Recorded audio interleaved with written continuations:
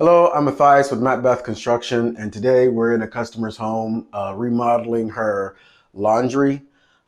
She's a little older, so what she wants to do is add additional shelving up top and raise her Samsung washing machines a little bit off the ground so she doesn't have to bend down and get into it.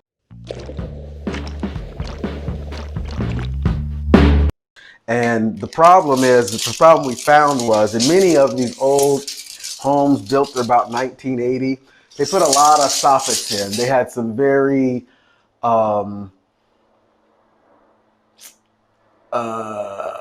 would call it non-modern architecture where they're just taking up space with lots and lots of soffits.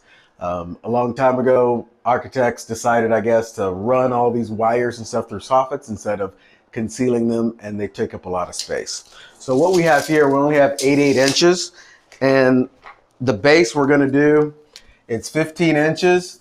The washing machine is 40 inches, and the cabinet is 36 inches. The problem is that's 91 inches. And right now, all we have is 85, so we need to go up. So what we had to do was remove this soffit. But while we removed this soffit, we noticed we had a 1/2-inch gas line right here.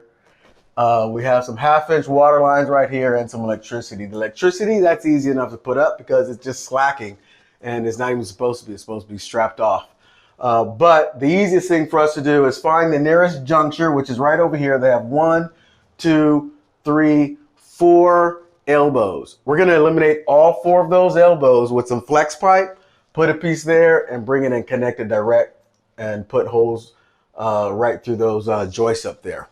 And by doing that, we're going to be able to raise this soffit, completely get rid of it, and have the full 8 feet that we need to put in the new washer and dryer with the associated cabinetry above it. These are just like little details that you as a homeowner need to work out typically before a contractor gets here. These kinds of changes are typically quite expensive. There's a lot of changing here. There's electrical lines, there's gas lines, there's water lines. And it's very important just to know that these things happen and they exist. So if you have a soffit in your home, it's probably because of bad architecture and bad flow design.